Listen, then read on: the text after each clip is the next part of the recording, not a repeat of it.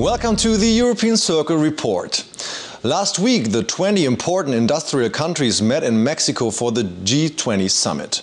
The main topic of the summit should have been global food scarcity, yet it was sidelined in face of the continuing finance crisis in Europe.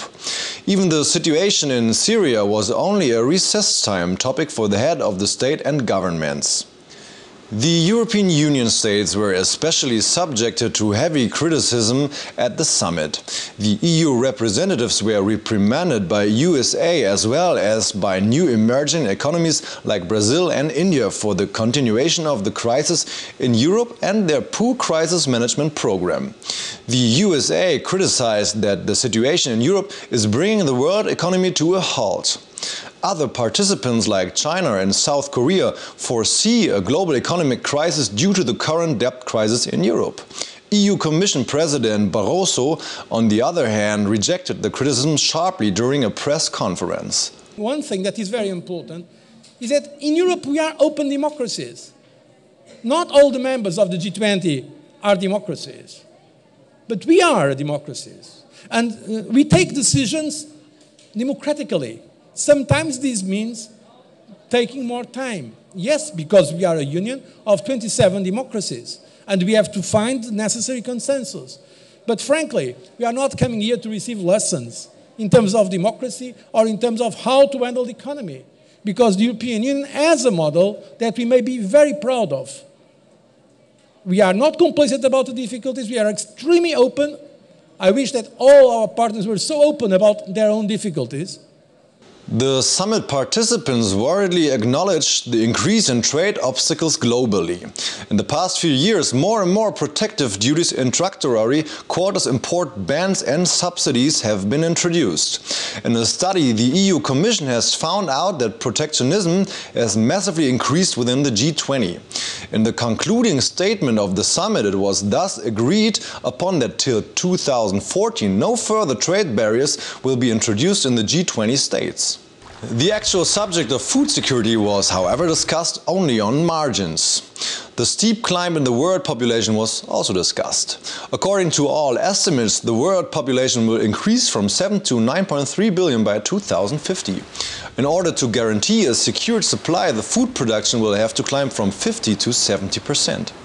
The speculation over food availability was also discussed at the summit.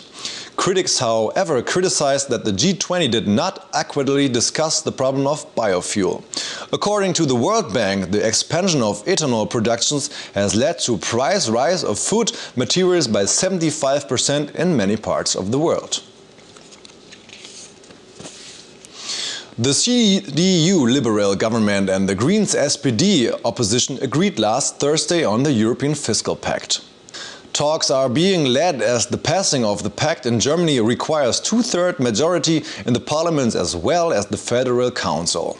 Consequently, the government is dependent on the opposition, which is attaching its own terms and conditions for the approval. The introduction of a finance transaction tax in Europe is also on the cards. If necessary, it will be implemented only in a small part of the EU member states. Finally, after weeks of negotiations on a high-level meeting at the Chancellor's office, the representatives of the SPD and the Greens have agreed with the government for the introduction of the pact. The left has, however, announced to vote against the pact and will also move against it to the Federal Constitutional Court. The fiscal pact includes an intensified collaboration between the European Union member states in the area of fiscal policy. This will be followed by the transferring of responsibilities and competencies in the area of fiscal policy to the European plane. From thereupon, all these involved countries of the fiscal union will take joint decisions in matters concerning expenditures, taxes and duties. The plan is that countries which go against the jointly agreed stability treaty will lose part of their sovereignty. Last December, all the EU countries, with the expectations of Britons, had agreed for a new upper limit for national debt. The pact will come into effect as soon as it has ratified by 12 of the 17 euro countries. Representatives of the member states have, however, expressed concern. Many fear that they are being forced to save massively through the fiscal union. This could lead to huge strain and cuts in many countries and communes. The voting on the fiscal pact is to take place on the 29th June. That was the report for this week. Goodbye till next time.